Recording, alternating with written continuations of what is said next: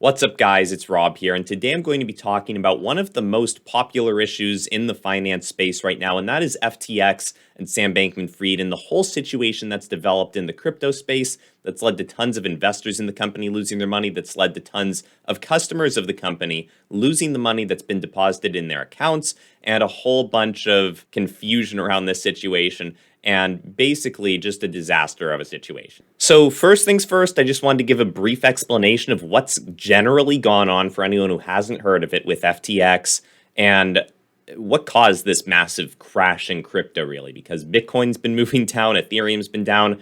A lot of cryptos have been moving down on this news because of worries that have surfaced due to the situation. So FTX is a cryptocurrency exchange founded by Sam Bankman-Fried in 2019. It was, until recently, the fourth largest crypto exchange by volume.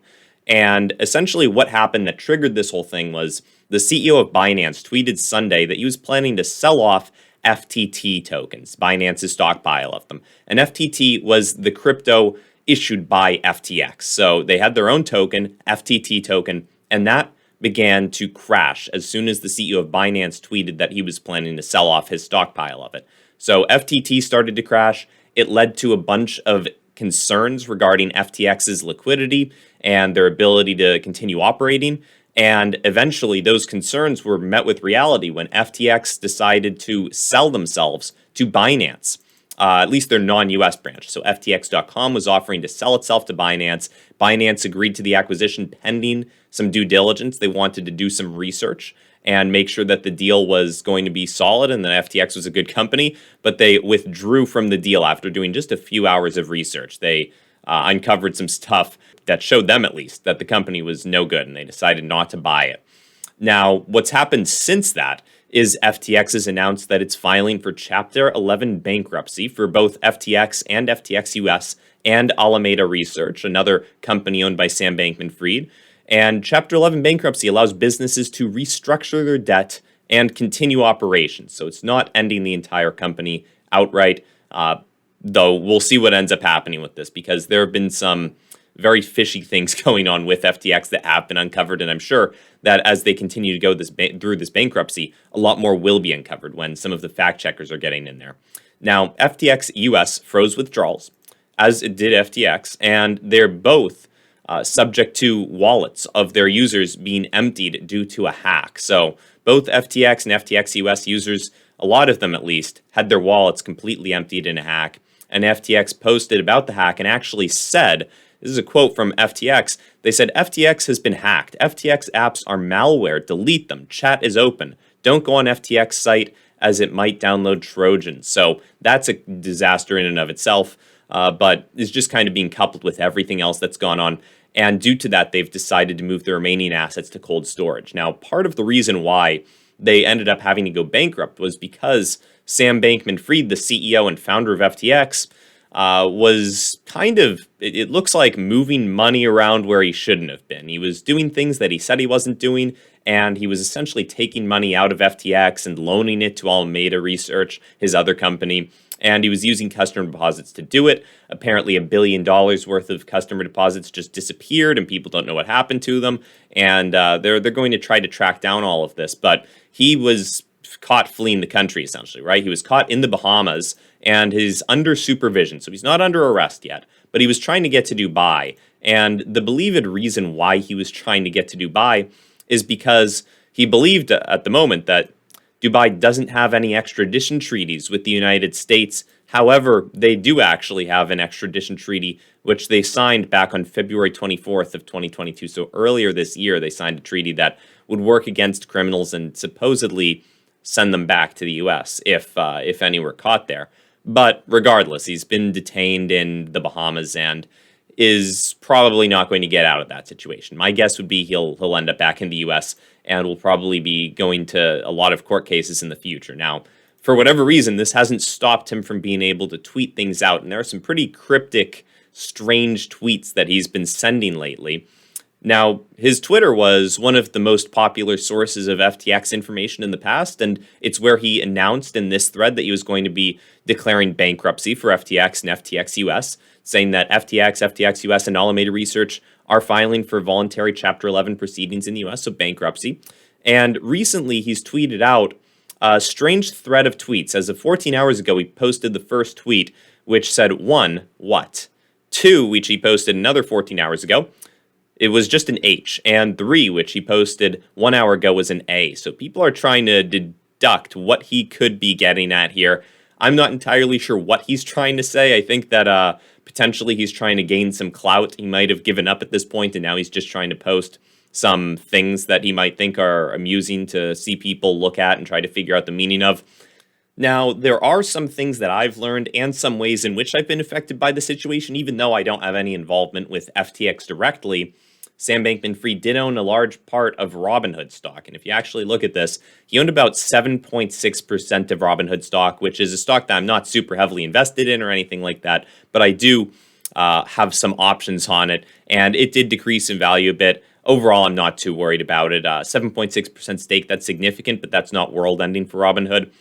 So whatever happens with that situation, it shouldn't be too big of a deal, at least to me personally, since I'm just not holding much Robinhood. But it is something notable, at least. Another way that you could have been affected by the situation without even knowing it, potentially.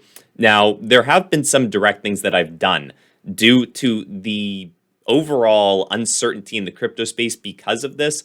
I've ended up, at one point, moving out some crypto that I had in a crypto yield bucket in a Yoda bank account. So Yoda is essentially a bank account that gives you lottery tickets for money that are deposited there and ends up paying you out a pretty decent average annualized interest rate just based on the small prizes that you end up getting. And it's just a fun way that I like to keep some money in a savings account for emergencies. And some of that I had in a crypto yield bucket, I ended up just turning that into normal cash. So something that was FDIC insured, just to get it out of potential harm's way. You never know what's going to happen with the rest of crypto when you see things getting this bad.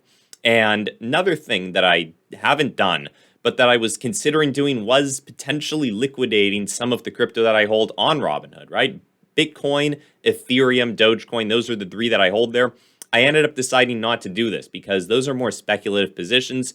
And overall, they are just a couple $100 worth in each. So I'm not super worried about what happens with them. Even if they did somehow go to zero, which I don't think they all will, then that's money that I'm willing to lose. And I may as well just hold through the lows since we could be getting to a low at some point in crypto due to all of this situation that's going on.